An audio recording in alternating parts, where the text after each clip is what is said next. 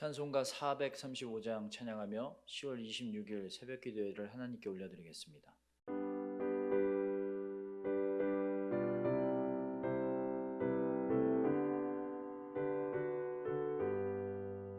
나의 영원하신 기여 생명보다 귀하다. 나의 갈 길 다가도록 나와 동행하소서.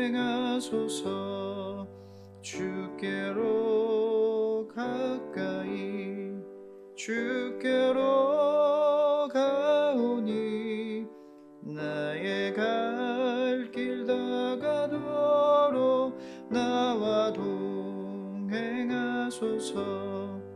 세상 부귀 안일함과 모든 명예 버리고 험한 길을 가는 동안 나와 동행하소서. 주께로 가까이 주께로 가오니 나의 갈 길 다가도록 나와 동행하소서. 어두운 골짝 지나가며 험한 바다 건너서 천국 문에 이르도록 나와 동행하소서. 주께로 가까이 주께로 가오니 나의 갈 길 다가도록 나와 동행하소서. 아멘.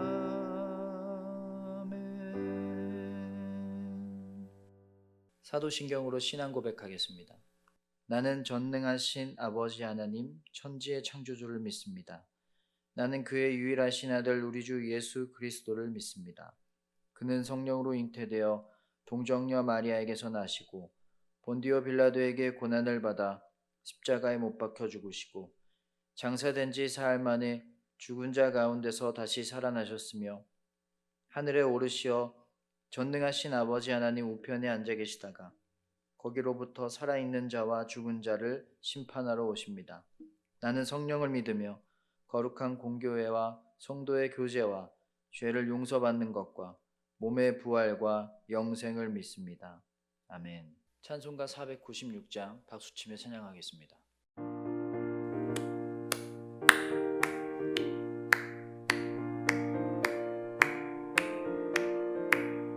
새벽부터 우리 사랑함으로써 저녁까지 씨를 뿌려봅시다. 열매 차차 익어 곡식 거둘 때에 기쁨으로 나는 거두리로다 거두리로다 거두리로다. 기쁨으로 나는 거두리로다 거두리로다 거두리로다. 기쁨으로 나는 거두리로다. 비가 오는 것과 바람 부는 것을 겁을 내지 말고 부려봅시다. 이를 맞춰놓고 곡식 거둘 때에 기쁨으로 나는 거두리로다 거두리로다 거두리로다.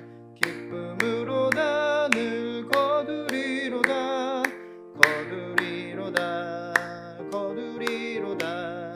기쁨으로 나는 거두리로다. 씨를 뿌릴 때에 나지 아니할까 염려하면 심히 애탈지라도 나중 예수께서 칭찬하시리니 기쁨으로 나는 거두리로다 거두리로다 거두리로다. 기쁨으로 나는 거두리로다 거두리로다 거두리로다. 기쁨으로 나는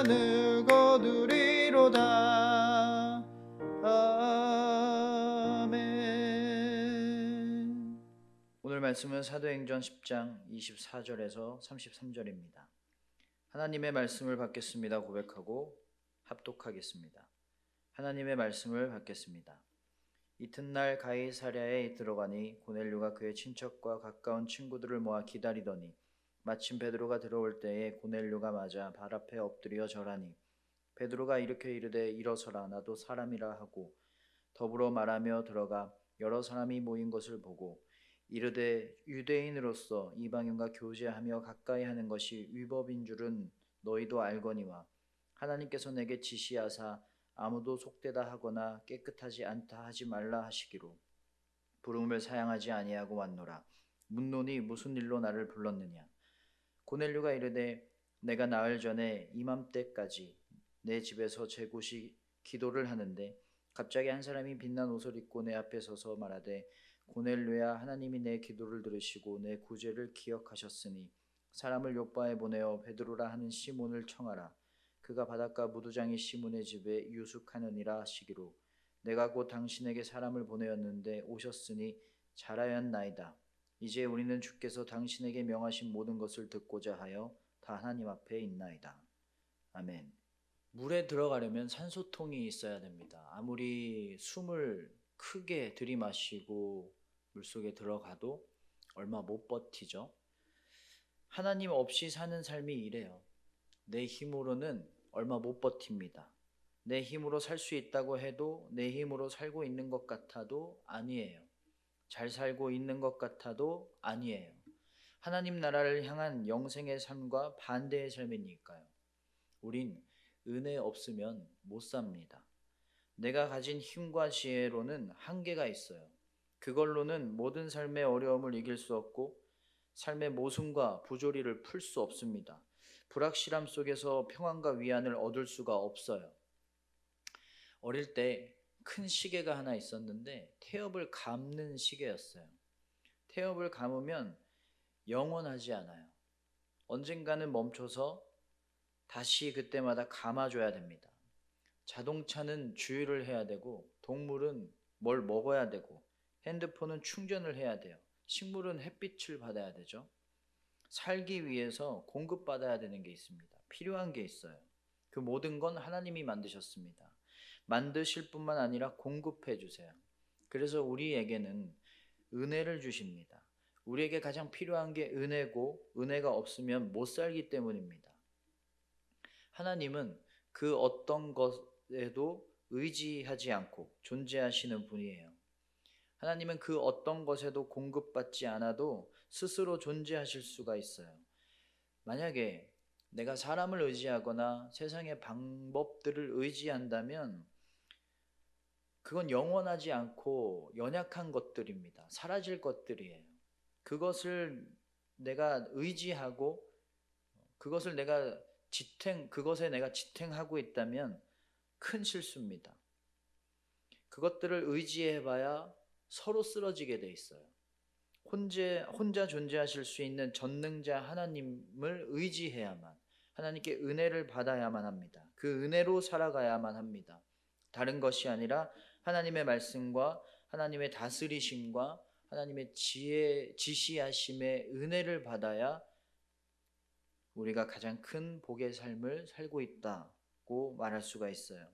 그 은혜를 받는 방법은 하나님의 함께하심과 하나님의 살아계심을 경험하는 겁니다. 하나님이 나와 멀지 않고 내 옆에 계셔서 날 도우시고 위로하시고 능력을 행하시는 살아계심을 경험할 때 우리는 은혜 받았다라고 말하죠. 그러면 그 하나님의 살아계심과 함께하심을 어떻게 경험할 수가 있을까요? 일단 설명을 드려야 되는 게 어떻게 경험할 수 있는가로 접근해야 하는 게 아니라 어디서 경험할 수 있는가로 라는 물음으로 접근해야 한다는 것입니다. 유대인들은 이방인들을 무시했어요. 그들은 하나님의 자녀가 아니고 하나님께 선택받지 않았다고 생각했어요. 유대인들은 기본적으로 무할례자들과 함께 하는 것을 금기시했어요. 구원받지도 못하고 거룩하지도 않은 열등한 자들과 상종도 하지 않으려고 했습니다. 자기들이 훨씬 높았던 것입니다. 로마인들은 자기들이 세상의 중심이라고 생각했어요. 가장 높은 민족이다. 가장 우월하다라고 생각했습니다. 실제로 그때 로마는 강한 국력으로 세상을 호령했었습니다. 그 유대인 한 명과 로마인 한 명이 오늘 말씀에 나오고 서로 만납니다. 어떻게 됐을까요? 서로 높다고 주장했을까요? 베드로와 고넬료인데 그들 모두 하나님의 말씀과 은혜를 결국에는 받게 됩니다. 어떻게 하나님의 말씀과 은혜를 받게 됐을까요? 스스로 높다고 생각했던 자리에서 내려왔어요. 낮아졌습니다. 베드로는 이방인 고넬료의 집에 들어갑니다. 말이 안 되는 일이에요. 스스로 자신을 낮춘 거예요. 이방인과 상종도 하지 않아야 되는데 이방인을 만나러 간 겁니다. 로마인 고넬료는 유대인 베드로를 집으로 초대합니다. 그리고 베드로에게 가르침을 받기를 원해요. 말씀을 배우려고 했어요. 심지어 유대인은 로마인의 식민살이를 하고 있었습니다. 고넬료는 로마의 백부장이었어요. 평민이 아니고 간부였습니다. 높은 사람이었어요. 그 고넬료가 베드로를 보자마자 절까지 했습니다. 완전히 낮아진 거죠. 둘 다 낮아졌더니 그 낮아진 자리에서 하나님의 은혜를 만났습니다. 하나님은 은혜를 들고 계시는데 그 낮아진 자리에서 은혜를 들고 기다리고 계셨던 것입니다. 하나님의 뜻은요, 늘 낮은 곳에 있어요. 두 사람의 만남이 있기 전에 두 사람 모두에게 하나님의 환상을 보여주시는데 고넬료에게는 유대인이었던 베드로를 집으로 초대해서 말씀을 들으라고 하셨고, 베드로는 내가 깨끗하고 하다고 한 것을 네가 더럽다고 하면 안 된다. 이방인들을 거룩하지 않다고 하지 말아라. 속되다고 하지 말아라. 라는 뜻입니다. 그때 고넬료가 보낸 사람이 베드로가 있는 곳에 도착을 했고 베드로는 이방인 고넬료의 집에 가게 됐습니다. 모두 자기가 생각했고 살아왔던 관념을 하나님의 말씀보다 낮췄어요. 하나님의 말씀이 그 어떤 생각, 그 어떤 정통, 그 어떤 경험보다 상위에 있었어요. 상위 위에 두었습니다. 그렇게 하나님께 낮아지고 상대방에게 겸손했더니 스스로의 우월함을 버리고 낮아졌더니 놀라운 일이 일어났습니다. 베드로는 이방인을 선교하게 됐고 고넬료는 자신과 자기의 가정이 구원받게 됐어요. 베드로를 향한 하나님의 뜻이 무엇이었을까요? 하나님 말씀을 전해서 하나님 나라를 세우는 것입니다. 고넬료에게 주신 하나님의 목적이 뭘까요? 하나님의 자녀가 되는 거예요. 그 둘의 모두에게 하나님의 계획과 하나님의 목적이, 하나님이 주신 계획과 목적들이 이루어졌습니다. 이루어지는 은혜를 경험했어요. 왜 이루어졌을까요? 높은 자리에서 내려왔거든요. 하나님의 계획을 이루는 방법은 높은 자리에서 내려오는 거예요. 하나님이 계신 자리, 낮은 곳입니다. 그곳으로 겸손하게 내려오는 것입니다. 하나님 앞에서 겸손하며 나의 우월함을 버려야만 합니다. 하나님의 뜻은 낮아질 때 만날 수가 있어요. 하나님은 낮아진 자리에서 기다리고 계세요. 그 낮아진 자리에 나를 향한 하나님의 계획과 은혜가 예비되어 있습니다. 왜 나는 하나님의 예비하심을 성취하지 못할까? 왜 하나님의 계획을 경험하지 못할까? 왜 응답이 없을까? 그때는 더 낮아져야 한다라는 신호입니다. 겸손해져야만 합니다. 더 낮은 곳에서 섬겨야만 합니다. 교회를 다닐수록 직분은 높아질 때가 있어요. 직분이 높아졌다면 그만큼 교만할 수 있다라는 위기입니다. 축복의 자리일 수도 있지만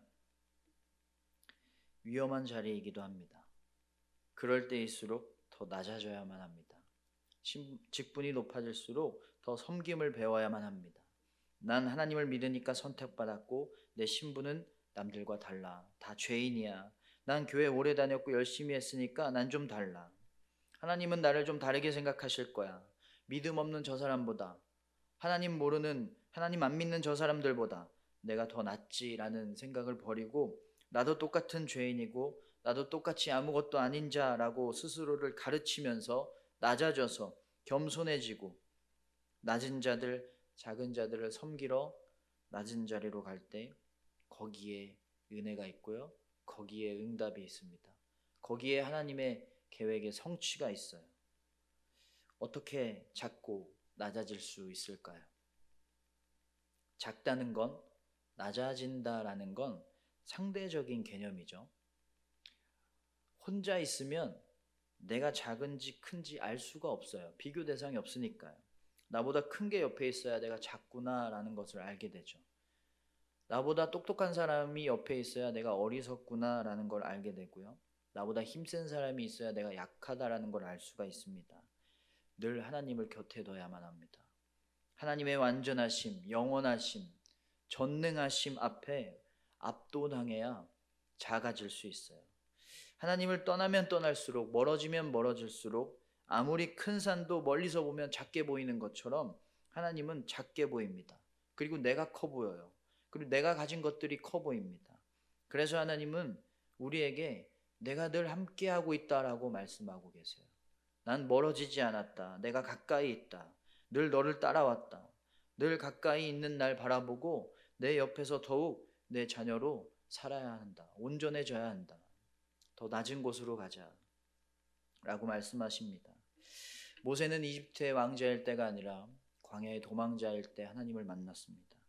베드로는 밤새도록 그물을 던졌지만 실패했던 날 예수님을 만났어요. 낮아졌더니 하나님을 만났습니다. 내 경험과 편견과 생각의 높은 자리에서 내려오는 복을 누리시길 바랍니다. 더 낮은 곳으로 내려가 하나님을 가장 깊게 만나는 우리가 되기를 주님의 이름으로 축원합니다. 기도하겠습니다. 사랑의 하나님, 가장 낮은 곳에서 날 기다리시는 하나님, 높은 자리에서, 교만의 자리에서 찾을 수 없었던 하나님의 은혜를 더 내려가서 받게 하소서. 낮은 자를 향해, 낮은 곳을 향해 갈 때 그곳에 날 위한 계획과 은혜가 있음을 믿고 하나님을 만나러 담대하게 그곳으로 내려가게 하여 주시옵소서. 예수님 이름으로 기도합니다. 아멘. 하늘에 계신 우리 아버지, 아버지의 이름을 거룩하게 하시며 아버지의 나라가 오게 하시며 아버지의 뜻이 하늘에서와 같이 땅에서도 이루어지게 하소서. 오늘 우리에게 일용할 양식을 주시고 우리가 우리에게 잘못한 사람을 용서하여 준 것 같이 우리 죄를 용서하여 주시고 우리를 시험에 빠지지 않게 하시고 악에서 구하소서. 나라와 권능과 영광이 영원히 아버지의 것입니다. 아멘.